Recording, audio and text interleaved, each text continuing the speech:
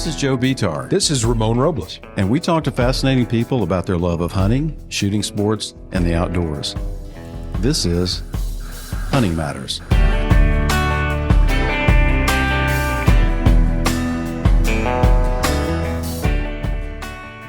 Awesome. Welcome to this week's episode of Hunting Matters, brought to you by the Houston Safari Club Foundation. Joining us this week is our guest, Melissa Bachman. Melissa, how are you? I'm doing great. Thank you guys for having me. I sure appreciate it. Melissa, I know you've met thousands of people over your time being in outdoor television. And Ramon, she's not only a hunter, she's a producer and host an outdoor television show and 1,000 other things.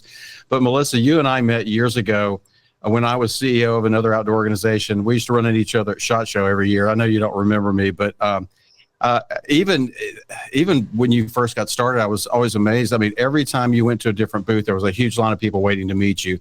And it was so good to see women and children and families especially lined up, because we're just going to go ahead and jump right into this. But because they, I think, and you can speak to this better than we can, but I think they identified with you because, listen, I've been in outdoor television for many, many years too. And, you know, the old days of whisper television where somebody, there's a dude hunting and he shoots something and he whispers and tells you everything you just saw for the last 20 minutes and stuff. And you always brought a fresh new perspective to outdoor television. So I just want to say thank you for doing that, because it's always nice to see new and different programming. Tell us a little bit about yourself. Where'd you grow up and how did you first get into hunting?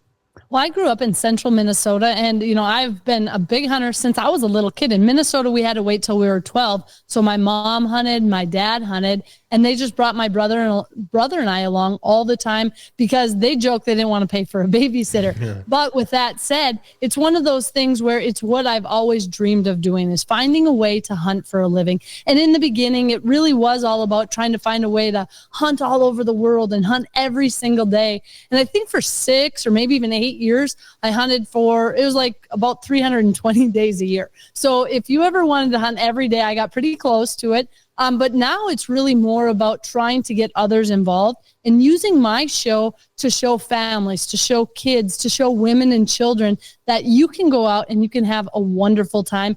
And sometimes I always get nervous that some of the hunting shows just take things too seriously. Hunting is supposed to be fun. We go out there, sometimes we have a little Boston Terrier and French Bulldog. We bring them along. We bring our kids. Jax was 1.5 years and he was out turkey hunting. And I try to show people that you can be very successful, but you can also kick back and enjoy that time together as well. Yeah, and I've looked at a lot of your photos online and stuff. The Boston, we've had Bostons for many years. The Boston perched up on top of the turkey is hilarious. How did that start?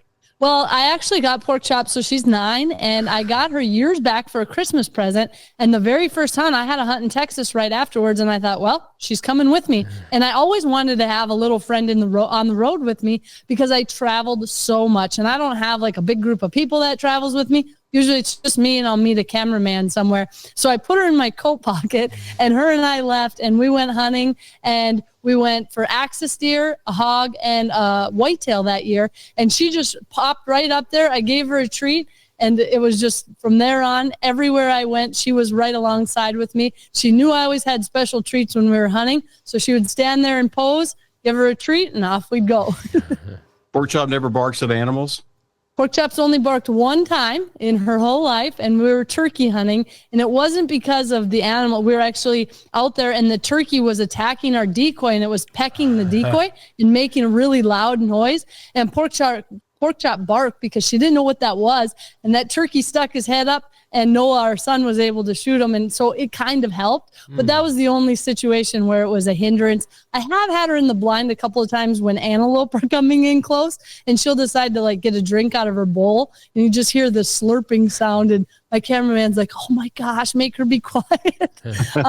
But really the animals, they don't seem to care. And it's just fun to have, you know, a little sidekick along with you. And, you know, I think it's also, it makes you more relatable. You go to these shows, we talk about, you know, kids and people coming up. And I think even guys, they realize that, you know, I really work hard at it. I hope to be a very good hunter because I put a lot of time in the field, but I'm also super approachable.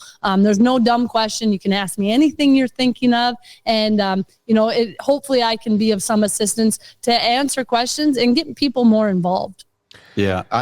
Go ahead, Ramon. Well, I was just going to say, coincidentally, Joe Chu keeps me in his pocket when we go hunting and gives me a little treat. I'll sit there and he'll give me a little treat and I'll be quiet for a few minutes. It works for every one of us. Yep. Well, yeah, actually, it's not a pocket. It's one of those giant baby carriers, and the treats are Tootsie Pops. Seems fair enough. I'm guessing probably as that relationship with Pork Chop and your friendship developed, you're probably getting more people coming up to you at outdoor shows and stuff and talking to you more about the dog than some of the hunts. And that is totally fine. And again, it's maybe people don't want to bring their dogs along, but I guess what it shows is that you can still be very successful, and it doesn't have to be, you don't have to be running marathons to get ready for the hunt. And you can bring kids along. We had a hunt with Jax where he was 1.5 years. We took him turkey hunting, and as this turkey is coming in and he's gobbling, Jack starts howling like a coyote. Now, we just got done with coyote season. He's 1.5 years. He thinks it's hilarious. And he'd go, oh, and this turkey just shock gobble. Well, he spooked that turkey off. But I filmed the whole thing. I was actually trying to shove Tootsie Pops in his mouth, make him be quiet. And, it's one of those things where you see all that and you're like, oh, my goodness, what are we doing out here? But looking back on it, it's some of the best memories. We didn't get a turkey that morning. We stuck with it. And the different afternoon, we got a turkey. And it's one of my most cherished memories. So I think sometimes people need to remember that when you're out there, it really is about the memories and, about making them. And for us, we like to film it so that way we can look back on them as well. Yeah, I think that's probably makes some of the best television anyway. Those mistakes. I always enjoy the blooper rolls and the family shots and things like that. One thing that I have to appreciate, the more women we talk to, the more I appreciate women hunters, because I'm 47 years old. I'm very green at hunting. I love it. I'm just intimidated by it now because by this age, I have this perception that I need to be machismo. I need to know everything about hunting. I should have gotten out there. So when I talk to women hunters or when I'm hanging out with them at camp, I feel more comfortable because typically we're both new and they're asking the questions and I'm the one, benefiting. So, I appreciate that more and more women are getting into this because it's helping me get into a comfort zone too. So I appreciate everything you're doing. Well, yeah. And, and I think too, if we can show that it's a super welcoming community, you don't have to know it all. Nobody knows it all. I go to hunting camps and I'm constantly learning. I'm constantly learning on new gear to bring along and, different things along the way. And I think that if we can show people that you don't have to know it all to be a welcomed individual into the hunting community, it kind of takes like a little bit of pressure off and people kind of can breathe a sigh of relief. My thing I always tell people is if you don't know, just make sure people know. Don't try to pretend because then people just assume, well, I don't need to explain it, when really maybe they should be explaining it a little bit more. So try to be open and upfront, but, we want new hunters in this sport. We love seeing that. Absolutely. Absolutely. Going back to when you first got started, was there somebody, obviously you grew up hunting with your family. Was there somebody that you spotted at a show, at an outdoor show, on a television program, somebody that inspired you and said, I hear a lot of stories from comedians and actors, and I have some friends in their entertainment business, as does Ramon, and they'll go, oh, one day it just popped to them, I could possibly make a living at doing that. What was that moment for you? Well, it was a little bit more challenging. I got done with college. I had a double major in television production and Spanish. I went out, I sent 74 resume reels out, and I literally thought I was going to have so many job opportunities I wouldn't know what to pick. And I got 74 no's. So nothing like welcome to the community by the whole world telling me they're not interested. But what I did is I realized that there was a place called the North American Hunting Club, and that's where I really wanted to work. I applied there. They didn't hire me. And I actually called them back up and I said, this is the number one place I want to work. Everyone said the same thing, that I need experience. So I'm wondering, can I come and work for free? And they're like, well, yeah, sure. When can you start and what can you do? And I said, I can start tomorrow morning. I can sweep floors. I can edit. I can film. I can help out. Just let me get my foot in the door. And they actually let me come and work for 4 months for free. I drove 150 miles a day, every day back and forth, so I could go to a job for free. But I did get my foot in the door. And actually, after those 4 months, I'm not sure if I guilted them into it or they really liked me, but they realized how hard I had worked. They gave me that original position I applied for. So that was kind of my start into the industry. And then, once you're doing things, you're always kind of looking for role models and people that you can relate to. I actually met Tom Miranda at a show. It was a Matthews event, and him and I were talking, and he's like what I do now. He would produce his own shows. He would sell his own stuff. He did it all. So I kind of used him as a mentor for many years, and he helped me with lots of different things, getting into the TV world. And I think it's just so important, whatever you're getting into, to have some sort of a mentor that you can look up to. Yeah, and Tom's a good one. I mean, he was here at our convention just last year, and he called me up, and you've had a relationship with Tom for a long time, probably more so than I have. I called him up and said, "Hey, Tom, we want you to come to convention, blah blah blah," and we were awarding our male hunter of the year, and I said, we need some footage, and it was an international bow hunting award.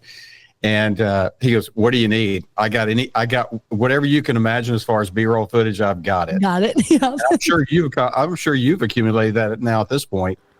Yeah, and that's one of the benefits of having that big library of footage, so you can help people. And especially for the production side, I think what Tom taught me more than anyone is how you can heavily rely on your production side and your producing. Because, let's face it, a lot of people think you can get real rich doing television shows. It's more like a black hole for your money to go down. Right. So I always used the production side to really help me to go out there and to produce, video for companies that you may not even see me in the video, but because I have that extensive amount of footage, there's a lot that I can do with it. And really being an editor is the first thing I learned. I didn't go to school to learn how to be in front of the camera.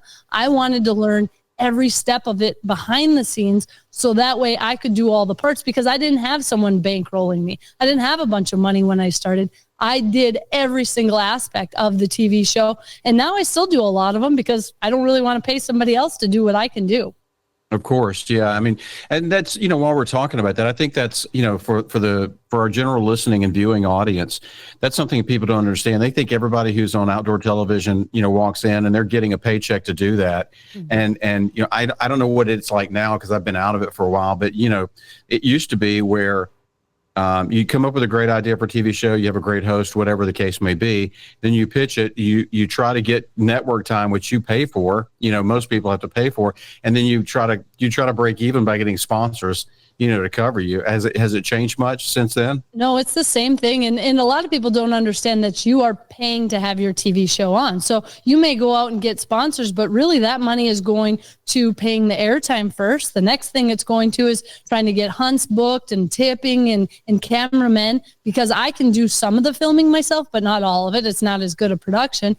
And then at the end of the day, when everything's finished, anything that's left for you is what's left. Well, the problem with that is many years I went in the red, and I was either going to do this or be an anesthesiologist. And I remember looking at my bank account numerous times thinking, I should have been an anesthesiologist, but I love what I do, and you learn from it, and you learn to be as diversified as possible. And I think that's always been the key, because now you've got social media. I've always done writing. You've got television, you've got production. You try to just be helpful in a variety of ways. So that way, when you can help a company, you can say, you know what, I can do more than just host a TV show. There's a lot of things I can do for people. And then they know it's kind of a one-stop shop. So it helps people make those decisions. So it's just learning the ropes as a business model. And every single person's is different, but that's kind of the route I went with, being diversified and just really working hard, tried to overdo it. So they're like, gosh, I'd feel bad cutting her. Yeah, exactly. Yeah, that was always, that used to always be that one time a year ago, sponsorships are coming due again. I hope, hopefully I've done my job in representing their brands and they're going to come back, and, and then you walk the floor at SHOT. And it's kind of some inside baseball stuff here, but, you walk the floor at SHOT, or you have meetings with, with your sponsors or prospective sponsors. And it's funny to be, you've been in it long enough to where but it's funny to be kind of back in the background watching the newcomers into outdoor television. And it's always usually the same pitch. We've got the greatest new show concept. Something you've never seen before. You've never seen anything like this before. And I always laugh. I'm like, after I got out of outdoor television, and I applaud you for staying in it as long as you have. When I got out of it, I was like, man, I'm so glad I don't have to go pitch a TV show this year at SHOT Show. I can actually probably go walk the floor and look at the cool stuff and not have to do appearances or, pitch people on the shows and that sort of thing. So I applaud you for doing that. But I think it's important that people understand that, it's, in some cases it's people, I think, especially up front when you're really young and you're first getting on television, it's, hey, I want to be on television. I want to be famous, whatever that pull is. But, as you get into it further, and like you said, in your own match racing phase, not only in outdoor television, but also as a hunter, now you're at that point where you're really giving back. It's obviously, you alluded to it before, where it's more important to you now to mentor others and to share those memories and that sort of thing. Talk a little bit about that and how that's now taking kind of a primary role in what you do. Well, and I think when you start, it's any job, you're just so excited. And it's not that I'm not excited about it anymore, but now I feel I get more excitement by giving back, by helping someone else out, by watching my own children hunt and see things through their eyes the first time. And, I do a lot of shows each year, but I think there's so much value in going out and meeting all these people face to face, because I may meet, 2,000, 3,000 people a show, and I'll do 50 shows in the past 3-4 years. That's a lot of people that you've had one-on-one contact with. And I think those type of things, they make a difference. I see young girls who came and they really weren't interested in hunting, and I'll show them some pictures and tell them, you can go out there, you can put your hair in curls, you can do whatever you like. And all of a sudden the next year they're coming back and they're showing you a picture of a turkey they shot. And then the next year it's a deer, and you just kind of ignite that fire. And I think sometimes there's a challenge where, young kids or women even are a little scared to get into it because it is primarily a man's world. But with more and more women hunters out there, I think they're feeling welcomed. And also, I would have to say we probably have one of the nicest community of people who want to see more women and kids. Maybe they have granddaughters or daughters. So I think you're seeing a lot of that. And that's really what I try to use my show for now, is to get more people involved, to ignite that fire, because maybe not everyone was raised with a mom and dad like I did that make hunting a normal thing you do. So maybe they go to it on YouTube or on Sportsman's Channel or on My Outdoor TV, whatever it may be, and they can see that, they can get excited about it and then spend that family time together. And that's another whole aspect that people forget about. In this day and age, I don't feel like people have enough connections. They don't spend enough time without electronics doing things that they can truly remember. And I think hunting offers that, not only from the hunt, but the preparation of it, and then everything that comes after it, whether it's, processing the animal, making it into burger, and then cooking it together. I think you're building bonds that you don't even realize with your kids, with your family, or even with your spouse. Yeah. I mean, and you guys have 5 kids? Yes. Mm-hmm. Wow. Ramon, I don't want to hear you complaining anymore. No, I have a 7 and a 9-year-old, and I'm looking to get rid of them. Well, they can come here. We usually have about double the amount of kids of our own. There's no telling how many are down there. And if a little 2-year-old comes flying in, don't hold it against me.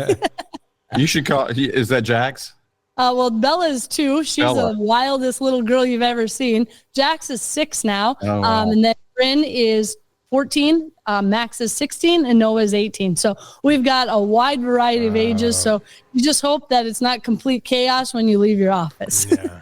Wow. Yeah. We raised 3 boys, and I can't imagine with 5. I mean, it was, I used to ask my friends, I didn't have brothers growing up.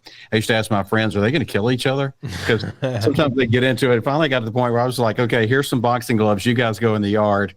Because got to get it out of their system, whether it's riding dirt bikes, running outside, hunting. There's certain times I'll tell Jax, you need to go do 6 laps around the house as fast as you can. And then he'll come in and I'll say, how about 100 push-ups? And he'll just do push-ups and cranking them out. And you're like, okay, now we've wore you down so you can maybe sit still for a minute and listen to what we're supposed to be doing. Yeah, very smart. Now, see, I respect that because, my mother wasn't a hunter. But if I knew my mom probably was packing heat, I would have been a little bit more respectful.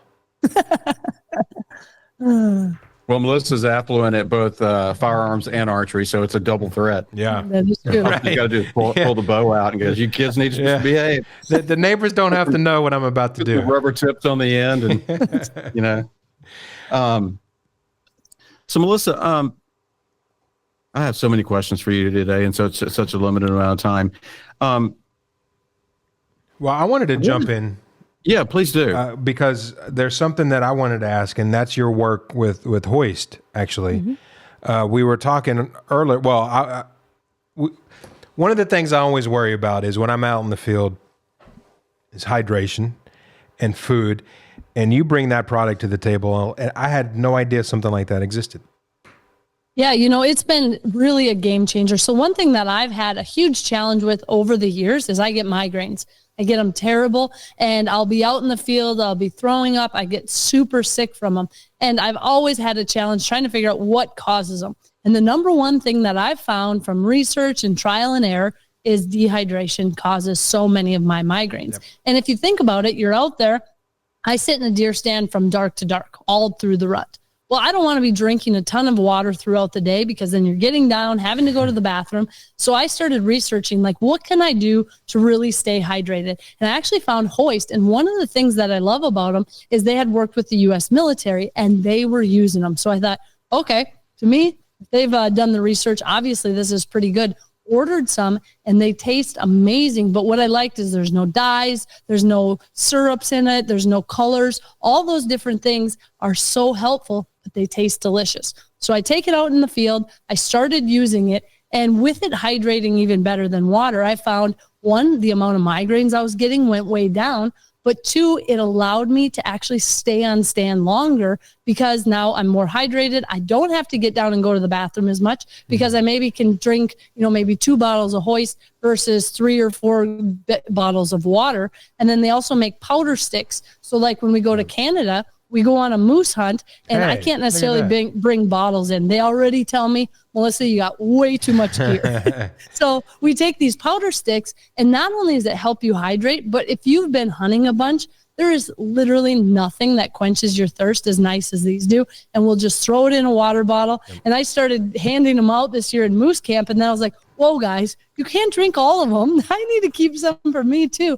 But people love them. And, they have so many great things. And this one, actually, this is a 5-star punch. And they started partnering with Folds of Honor. And that's an organization that I have always been a big part of. Winchester has donated to them, and a portion of their proceeds go back to them. So it's like scholarships for family members of fallen service members. So it's really great to see, good things happening with the proceeds. And it's just great to be a part of a company, one, that's got it figured out to help you in the field, but two, that tastes so good and gives back. Yeah. Made in America. I mean, and they support those that we support. And so it's always nice to get out there and support those the same values and like minds. Hoist. Yeah. And it really helps if you're sitting all day. I don't know if people are like me, but I pack usually about 3 sandwiches. I'll bring, different types of snacks, drinks. And I look down and I've ate all my sandwiches by 10:30 in the morning. And you're like, oh, this is going to be a long day. So anybody who's hunted with me knows I literally have stashes of food all over in my backpack. We could probably survive for like 2 weeks out there. But I can't tell you like how helpful it is, because if you are sitting all day, I mean, even I just did a late season hunt. We're sitting in that blind. It's freezing cold. It's so important just to keep your body going. You got to think of your body like a furnace. You got to give it fuel. You got to keep it hydrated so that you can function well in the field. Because if you're wore out, I mean, you're not eating, you're not drinking, you're not going to feel up to par. I mean, athletes know that. I was a college track athlete. It is so important to stay hydrated. And, with me, just with the migraines, it's been a game changer for me. Yeah, I never even thought about that. That's a great point. I know a lot of people who suffer from migraines, and I actually reached into my desk drawer. Look at that. And found this. How about that? I've got I keep them here in the fridge at the office and keep them in my desk drawer as well. I'm like, I tell the rest of my staff, I'm like, don't even look at that Hoist in the fridge. That's mine. And I keep a count too. Well, you want to talk about going through some Hoist. We've got 5 kids here. So I keep the peach mango packets up here in my office because they're a pretty big hit. And that way I don't go downstairs in the pantry and be like, oh, wow, 8 boys just came over and raided everything we have here. Exactly. Well, changing subjects real quick. I asked this of all of our guests. What do you think is the largest animal you could take down with your bare hands? I believe I could take any animal down with my bare hands if they were attacking my dog, Pork Chop. Now, I really, truly believe that because Pork Chop comes with me in the field, and we've run into bears, and a big sow stood up with her little cubs, and I thought, there is no question I would go out, and I may die trying, but there's no animal I would not fight to save my little dog from. So with that said, I think most black bears, I could probably do my best to choke them out or figure something out to help Pork Chop. But I'd say the sky's the limit. There's nothing I would say I wouldn't try. The old rear naked choke of the black bear. Yeah. Ramon, all those years of sitting at Jax's wrestling tournaments, hopefully I was paying attention and learned a few moves. Ramon, I think Melissa's the first guest we've ever had that didn't back down from any animal. Yeah. Period. I really wouldn't. And people who know me, you call my cameraman, he'd be like, no, that's a true story. I believe it. No, I believe it. How do you, obviously you do a lot of high endurance type hunting as well. How do you prepare and train physically for those hunts? Do you have a normal, like I have a buddy who's a former UFC champion. He says, here's the key to my training. I always stay at my fighting weight. I never have to cut weight the day before a fight. What's your training regimen getting ready for a mountain hunt, for example? I'll be honest, I don't do any training for it other than what I do every single day. So I believe I'm kind of in a unique position where every day, like tonight, I'll be going to Alaska for their SCI chapter. I'll be doing different things every weekend. My bags I pack are very heavy. I threw my bag on the scale last week, and I actually was you always try to make it seem like it's light so they don't look, and it weighed 97 pounds when I hit the scale. And the lady's like, and I'm like, oh, I can take a few things out of there. But I guess my point is I'm always doing things. I'm in the field. I'm packing bags. I don't go to a gym. I figure that I am in good enough shape with just my daily lifestyle, and I'm very active. I'm always doing stuff, but I have quit going to, I was a college athlete. I think I kind of got burned out on running and some of the lifting and whatnot, and I'll have to get back into it. But you'd be amazed at how much you can stay in shape if you just do what you're going to be doing, whether that's hiking with heavy backpacks. I mean, we coyote hunt. I've got all sorts of stuff in, and we're hiking all over the place through the winter. Early in the season, when the season hits, I mean, my weight doesn't really ever fluctuate. It's always about the same. So I just get right into it. And I think sometimes maybe you're not in as good a shape as you could be, but being mentally tough makes the difference. And I truly believe that. I think most people quit when they mentally get challenged versus when their body can't do it anymore. I did a brown bear hunt years ago, one of the most difficult hunts I have ever done, both physically and mentally in my life. And he said, have you been working out? Are you in shape for this? I said, no, I showed up. And I think he thought I was joking, and I wasn't. But being mentally tough, I was right there with everybody else carrying an extremely heavy pack. But I really think that mental toughness is probably my best attribute. It's great that you bring that up because, we talk to a lot of people and kind of my philosophy is if I'm going to do a certain type of, especially now that I'm older, I definitely have to train for that hunt. I mean, I try to stay in shape, but there's certain hunts that I have to put in the extra effort, throw 25 pounds in the backpack and get on the stair climber or whatever, because it's not something I'm doing all the time like you are. Mm-hmm. But the mental aspect, I actually witnessed this about a year and a half ago. We were doing a Sitka blacktail out in Afognak Island in Alaska. Mm-hmm. And there was a guy with us who gave up on the second day and he was tired, but I think it was more, he was like, I just can't climb this hill again today. And I think he could have physically done it, but he mentally, like you said, he just kind of went, I don't know if I want to do this. And I get it. People, it's easier to give up sometimes, but I think through sports, I think that's helped me along the way is having some very tough coaches. And I think that it's something that can not only help you with hunting, but business with every aspect of it. When it gets tough, believe me, there's many times where I'm like, I do not want to go do whatever it is I need to do again, or I do not want to edit through the whole night so a show can be finished by morning, but I do it anyways, even if that's not what you want to do. And they say over time, the more you do that, the easier it gets for you. And I really think that is true. I don't really give myself an option sometimes. This is the only option. There's no plan B. This is plan A. We're going to do it. And I think that helps. And I think if people go into hunts knowing kind of what they're getting into and knowing that they physically can do it. I mean, you don't want to go into a hunt 30 pounds overweight and never walking all year. But if you're close and in the ballpark, that mental toughness can carry you through. Yeah. I can definitely see that. Yeah, I've seen the mental failure before. We've talked about this to different women over the past couple of years. One of the main things that women tell us is that there are challenges with getting together, either in camp or hunting with other women, or they're the only woman in camp sometimes. How have you overcome that, and have you seen that change over the years? I definitely have seen more and more women coming into camps. Sometimes it's just maybe as an observer, but then all of a sudden, maybe the next year they're hunting as well. So I think it's all about easing people into it. But yeah, I mean, I can't count the number of camps I've been to where I'm the only woman there, but you find maybe someone's got a daughter who's maybe interested and you're like, hey, next year, why don't you bring her along? And because a lot of times you're hunting with the same people. They come back to a lot of the camps I go to year in, year out. It's fun to do that, to invite others and say, hey, why don't you bring your daughter? Even if she doesn't want to hunt this year, I'd love to meet her and let her come along. And I think it helps. Even outfitters, I've had them have daughters and I said, have them come along. Let's just let them join us on the hunt and hang out with us and have fun. And it's amazing how much that can help kind of, again, build that community. And then the next thing you know, there's 3-4 women in camps where it used to be just you. Yeah. Yeah. That's good to hear. I've been in several camps too, and there's, there's 6, 7, 8, 9, 10 guys or whatever. And then, we have a female hunter, usually a lot of times outdoor riders, that are there to cover or hunt themselves and cover hunts. And I have seen that change over the years. I'm looking at your website right now. I don't know how you keep up your travel schedule and have a normal life and keep, manage a household. How do you do this? It can be challenging. I mean, people always think travel is super luxurious and it's fun and all this. Well, like I'll do it again tonight. I have a 5 a.m. flight out of Sioux Falls. That means I need to leave my house at 1 a.m.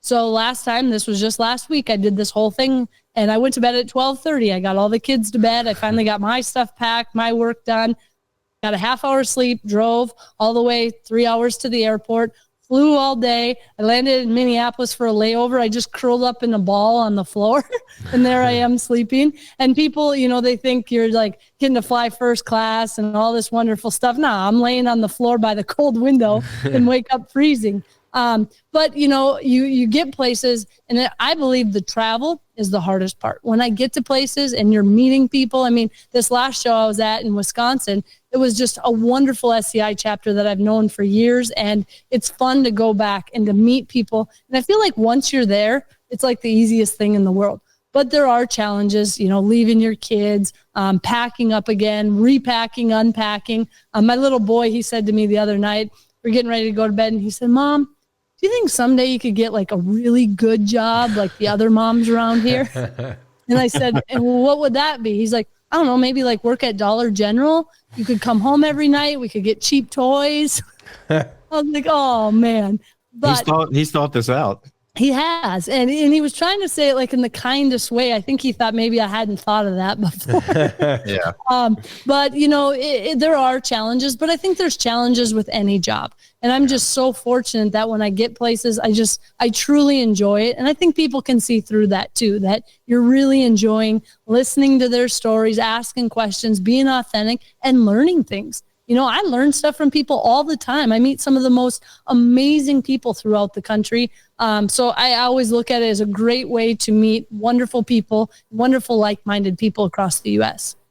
That's cool. Anytime I've ever seen you in public, you're always up and going. I mean, it's I'm sure it's hard to do that constantly when you're, especially like at a SHOT Show or something, you're having to do so many appearances and talk to so many people. And I understand and I get it. I know that's part of your job, but still sometimes, especially if you wake up with a migraine, it's like, oh my gosh, I've got to get through this 12-hour day or 12-hour plus day, because when I leave the show floor, then I've got to go talk to do this and go to this banquet or whatever. I'm looking at your schedule.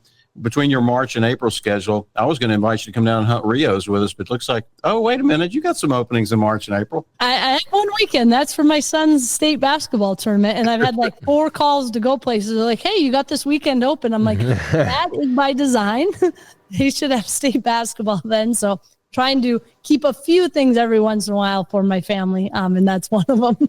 Yeah. Yeah. But I appreciate the invite very much. You're absolutely welcome. Yeah, it's like every weekend you're somewhere, you're heading somewhere to speak or make an appearance. It's crazy. I don't know how you do it. Let's talk about something you don't like to talk about. You have been unfairly attacked over the years, and I've seen it's happened. You're not unique. It's happened to a lot of people, but I don't know. Some of the attacks on you for some of your hunting has been absolutely ridiculous. And I know at some point you kind of go, I don't even want to address it anymore. I'm going to do me, and this is my life. And if you don't like it, turn the channel or turn the page, whatever. Is it still an ongoing problem, or is it periodic, or what's? Yeah, it's a nonstop thing. Yeah. And I've actually over the years come to almost get the idea that, you know what, take it as a badge of honor, because in my opinion, what it means is you're really getting to them. I believe, like when you've got PETA and these anti-hunting organizations and people who just despise hunting, there's nothing that gets under their skin more than women and families doing it, because they've always tried to portray this big thing about all men are these terrible people who are just out killing everything. They don't want people who love dogs, who have families, who are using it. You know, the organic food push is huge. There's nothing more organic than going out and getting your own meat, coming back and grinding it into a burger.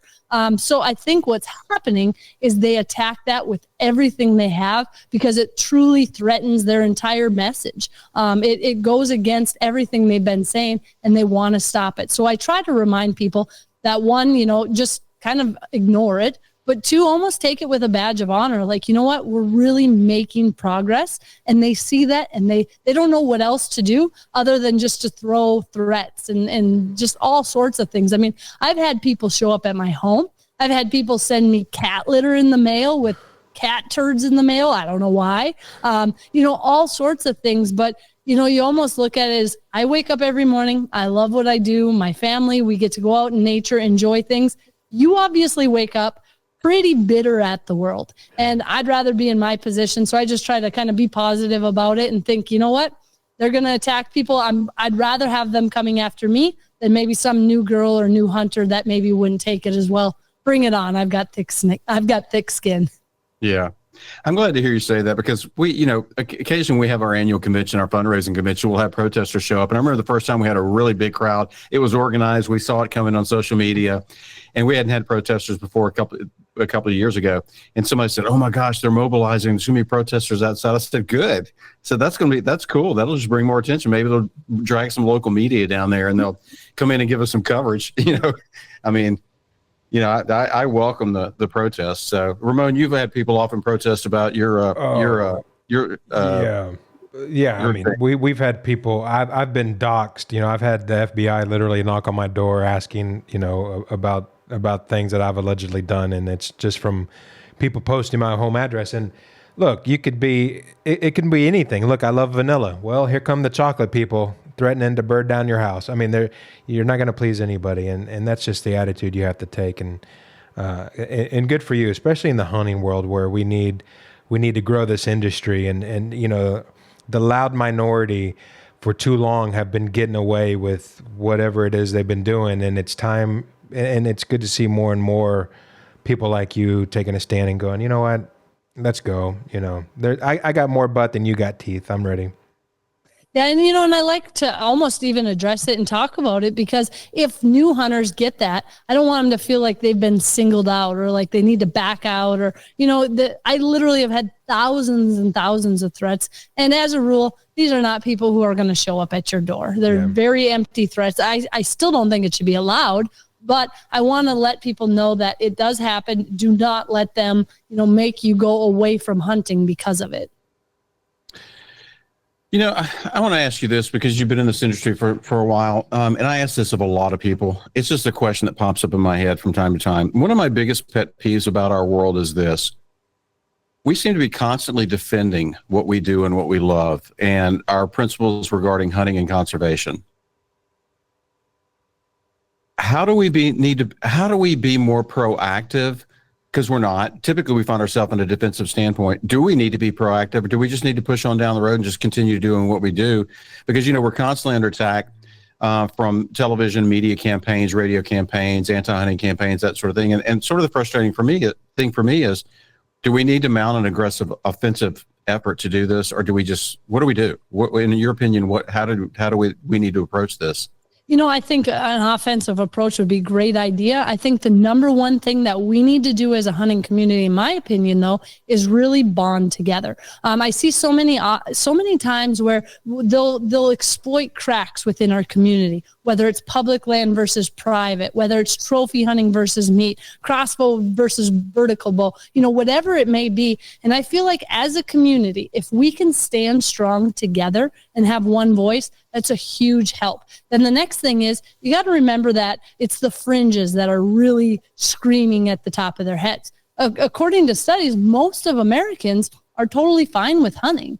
So I think sometimes it's about education and making sure we may never get that 10% that screams at the top of their lungs. We may never convince them of anything, but make sure that the average American understands how hunting helps conservation, understanding that entire model, and all of us, basically as hunters, knowing that message, so that if something comes up and maybe someone questions it, maybe just out of curiosity, that as a hunting community, we're better versed to almost explain those things. Because I see that often where a hunter who's maybe been a hunter their entire life, they don't necessarily know what to say to someone who doesn't hunt other than, oh, that's dumb, or something like that. I think it's important to teach our own community, and in turn, that kind of turns into an offensive model, and we can go out and spread the word more and spread it in schools. I mean, I think kids, the best word of mouth, kid to kid.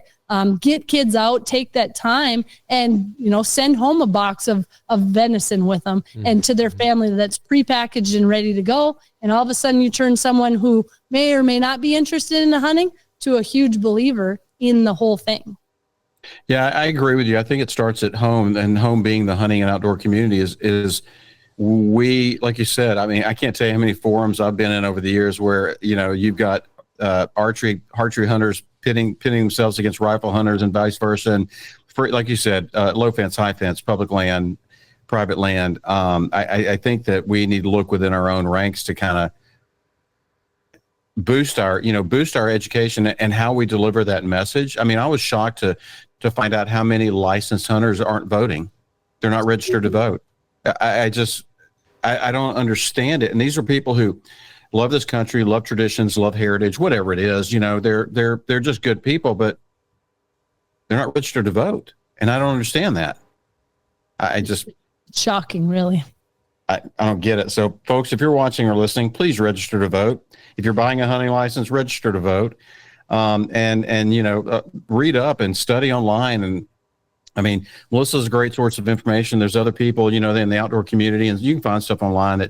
You can Google right now, how do I tell non-hunters about hunting? Because I'm like you, I don't care about the anti-hunters. It's the non-hunters who just aren't, they're not opposed to it. They just need to be educated on the hows and whys. Whether they ever do it or not, it doesn't really matter to me. But we need to be able to deliver the correct message to people to talk about why we hunt, other than, it's not just about going and sitting in a stand and killing an animal. It's about the memories, and it's about the game, the protein sources, and all those things. And I know some people disregard. They go, "Oh, that's just a standard line," but it's true. I mean, especially as I've gotten older, I'll go sit in a blind all day long. I don't care if I shoot anything.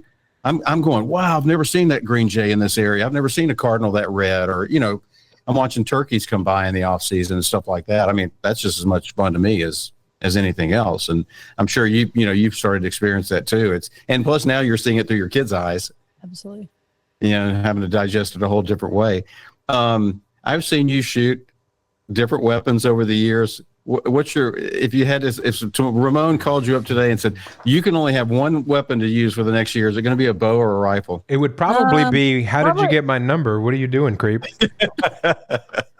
I would probably take a 6.8 Western. And the reason why is I could be if I needed to get food or I needed to be the most effective hunter I could possibly be, that's going to get it done at any range, any size animal. Where I live, that would be my go-to. I absolutely love bow hunting as well, and would always have a bow stash somewhere. So if you gave me one weapon, that's what I get. I'm going to take that gun, but I probably got a bow stash somewhere else that I might be able to pull out too. So, and be honest with me, I got to ask you this question. So let's say you're going on a hunt to some area. Let's say you're going to Canada to hunt, and you can take that animal that you're going to be hunting with a bow or a rifle. Are you gonna pick the bow just so you don't have to deal with the transport of a firearm? Not necessarily. I've actually got to the point I cross through Canada, I think 4 or 5 times a year now. So I've actually got to the point where it's actually pretty easy. As long as you have your paperwork filled out, you have enough locks on it, it's actually a pretty simple procedure. With a bow, I always worry too about traveling. Every country's different. Sometimes they want to open it up and look. So as time-wise, it's about the same. But really for me, what I look at is, have I done that animal before? If I have, maybe I hunted with a rifle the first time, I'm going to take a bow the second time. I like to always change things up and learn from, whatever I'm hunting. And then, of course, depending on the seasons, like we go to Canada, we go to Alberta early season, and we hunt these big muleys out in the canola fields. I absolutely love it. And all that's with a bow. And then I come back around Thanksgiving and do a whitetail hunt with my rifle. So then you're sitting in like 40 below in a blind, totally different hunt. But I like to kind of switch it up between them. So, it's really hard for me to say if I would always pick one or the other. It really depends on the situation. And I love them both. Yeah. Ramon, what you haven't really gotten into bow hunting? No, not yet. But what's fascinating is I'm going to Alberta in a couple of weeks to Banff, and I can't comprehend the number -20. Yeah, you will soon. yeah, I guess I will. I think the funniest come here and stop in South Dakota first, and then go. You'd get it today as well. Well, it's 36 degrees today here in Houston, and everybody's freaking out. They don't know how to act. Bring some warm clothes. Tonight it was 80 last week, and tomorrow morning it's supposed to be 26, and I'm getting all these alerts on my phone. Extreme winter weather conditions. Like, give it a rest, please. You guys have no clue. You know what? It's relative. When it's 110 here, Yeah, it is. It is. Melissa, do you obviously, over the years I've seen you bow fishing and, like I said, archery hunting and rifle hunting and that sort of thing. Do you have a favorite animal? Is it to hunt, or is it kind of fair game across all of them as far as birds, big game? Is there a certain species or type of animal you like to hunt? I like, I grew up with whitetails. So whitetails will always have a place in my heart. If someone told me you get one Boone and Crockett animal, what would it be? I would take a whitetail every time, because I spent so many years just thinking about deer and trying to get bucks. I just love it. But, I like social hunts as well. So that's where like the gator hunting with a bow and the bow fishing. I did stingrays last year. They're just fun because it's not necessarily about, oh, that's a 4.5-year-old, 5.5-year-old. You got to shoot that one. You're just out there shooting. You're going to miss some. You can talk. You can have snacks. It's fun on the boat. But I also like interaction. So like when we do moose hunts, they might be my favorite next to whitetails, because it's bringing those animals to you. You're up there, you're calling them, and they're coming out of the brush 15, 18 yards from you. And it's just an incredible experience on any hunt to know you brought them to you. Yeah. What's on the bucket list, Melissa? Somebody like you who's done everything. What's on the bucket list still? I would still like to predator call in a brown bear with my bow and arrow. So I've done it, I think 3-4 times with black bears, where I'll sit on the beach and I'll hit a predator call, which kind of is, the idea is it's like a Sitka fawn in distress. And a black bear is always going to try to smell you first. Well, I'm hunting by the ocean, like on Prince of Wales Island. So my wind is blowing out into the water, so they can't get downwind of me. So they'll come and they just come straight on at you. And I've got 3-4 videos online where I'm sitting there with a bow with this little hand call, and they're just coming into me. And I've shot them right through the throat as they're coming in close, because that's really your only shot As long as it's close enough, it's totally fine. They go down right on the beach, but I'd love to try that with a brown bear. My last one, I used a gun. My husband shot a brown bear at 4 yards with his bow. That was quite an experience for us to be there together and to do that. So on a bucket list, that's probably my number one hunt. Wow. Well, yeah, if you're not dreaming big enough, wow, that's amazing. You know what they call a 4-yard shot on a brown bear, Ramon? What? Second pair of underwear. It That's was crazy. really pretty awesome. I've seen you have some close encounters. I can't believe he could even draw it back when the animal's at 4 yards. How long and he actually said he's looking through his peep, and it was just all solid fur. He didn't even know where he was at on the animal. So he actually had to lift his head, and I'm up filming it, and I was panicking because when we first saw the bear, he was on the other side of the creek. Then he was in the water, and they set up down below, and I wanted to film it from above so I could watch it all come down. And all of a sudden, the bear's on their side, and I'm like, oh my gosh, did they tell me to like give them a signal? Like the bear's like going to step on you? And I thought, well, it's too late now. And I see him draw, and I'm thinking, oh my goodness, but it all worked out perfect. And the bear actually ran up right by where I was and tipped over about 15 yards from me. So I was actually probably the one in the closest to danger, but it all worked out great. So what was that conversation like when you guys reconnected? Well, I was filming, watch it. They shoot the bear and it runs up and I don't see where it goes and they're screaming at me. And I thought they wanted me to like see where the bear went because I thought maybe they lost track. So I went closer to it and they said, run. And I take off with my camera down and it was no big deal. The bear just tipped right over, but they didn't know for sure. And he was pretty close to me. And of course, of all times, I did not have my rifle on me because I was sick of carrying so many things. I'm like, oh, that's all I need. See, I'd have had to fight a brown bear with my bare hands. I was up for the challenge. It sounds to me like you're trying to put yourself in those situations. Right, Ramon? Yeah, but you're cut out for it. I enjoy it. It's fun. So I get OCD when I'm packing for a big hunt. Do you start packing for a big hunt like 3 weeks ahead of time, or is it you're just throwing stuff together at this point? No, the one thing I do, I'm a list person. So I will start a list of things that I cannot forget that maybe I wouldn't think of. So in my phone, there'll be like 1,000 different notes. And I'll go to one of those notes and I'll start kind of planning mentally for what I'm going to bring on that trip. But no, the night before I leave is when I pack everything. And I'm not a folder. I could care less. Everything gets dumped in the bag. And then I get on my scale, weigh myself, then hold the bag and make sure all my bags are inside 70 pounds. So I don't have a 97-pound bag at the airport. It works better, but no, I just do it, I guess, mentally preparing a little bit first. And then the actual packing happens hours before departure. Right. Yeah, I have to lay everything out and look at it because, especially if you're going on a float plane, it's like, okay, do I really need that? Do I really need that? Because trust me, if you don't really need it and you're overweight and you show up at the float plane terminal, it's coming out anyway. So might as well leave it at home. Yeah, they don't like that. So, and over the years you learn. And I do try to actually, when I come home from a trip, I look at what I never touched and I try to learn from that. So every trip I come home from, I'll look like now. I usually don't bring any jeans other than maybe what I'm wearing the day of, because I never wear them. I don't need them. I hunt all day. I go to dinner, eat something. If I need one pair of jeans along the way, I'll put the ones I wore back on. But it's things like that you can kind of learn from your own mistakes along the way. That's great. Yeah. That's a very good point to take inventory of what you don't use when you get back. I never even thought about that, but it definitely makes sense. Ramon, do you have any other questions before we jump into our lightning round, which Melissa didn't know about? There's another drink. You're going to need something stronger than that, Melissa, but that's all right.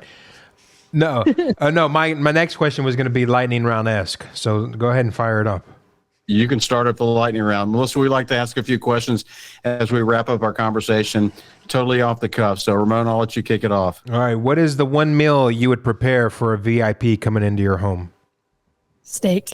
Oh, a beef steak, or is this like elk or something? Venison backstraps, and then we have this mushroom sauce that we make. In fact, my husband and I were just talking about how good it was. We have to make it again. It's a morel mushroom sauce over venison backstraps, and you just cut them up almost as butterfly steaks and serve them. My God, best you can find. Awesome. one hunter and or conservationist, they're basically both from the past, that in history that you would love to spend time with in camp? Actually, it'd probably be my grandfather. He was a huge, just loved Winchester. And he's someone I was never able to hunt with. So when I think of a hunter that I could hunt with, that'd be my number one choice. Awesome. Favorite sports movie? Sports movie? Yep. I know you don't watch a lot of television. I'm not even sure I can think of one. So I think I'm gonna have to go blank on that one. I don't have a favorite sports movie. There you go. All right, you're at camp, whether summer or winter, it doesn't matter. And if weight is no issue, if size isn't an issue, what is one luxury item you wish you could bring with you? I have a portable winch, and I think is the best thing ever. So if you need to get animals out of deep bottoms, if you're elk hunting, if you got a moose in the water, it's like the best thing you can take, but it's like 35 pounds. So it's a little bit too much for most float plane trips, but that is one luxury item that really saves on my back. Awesome. So people can still see you on Winchester Deadly Passion. And what network is that airing on and when? On Sportsman's Channel, it's on 5 days a week. The main airing is on Sunday mornings at 11:30 a.m. Eastern time. Awesome. And check out Melissa's website and socials, melissabachman.com. You go to her appearances page. You can find out where she's going to be in your area. I don't think there's a part of the country you're not covering this year. Be sure to go out and say hello, and don't be afraid. Just go and say hi. Say, hey, I saw you in Hunting Matters podcast, not Winchester's Deadly Passion. I'm sure they'll obviously recognize you. Come on out and join. Melissa, it's been a pleasure. Thank you so much for spending time with us. Well, thank you guys for having me. I sure do appreciate it. You bet. Hunting Matters is a Houston Safari Club Foundation production, hosted by HSCF Executive Director Joe Bitar and Ramon Robles. Produced by Ramon Robles. Please rate, review, and subscribe wherever you listen to podcasts. For questions or more information, email us at info@wehunt.wegive.org.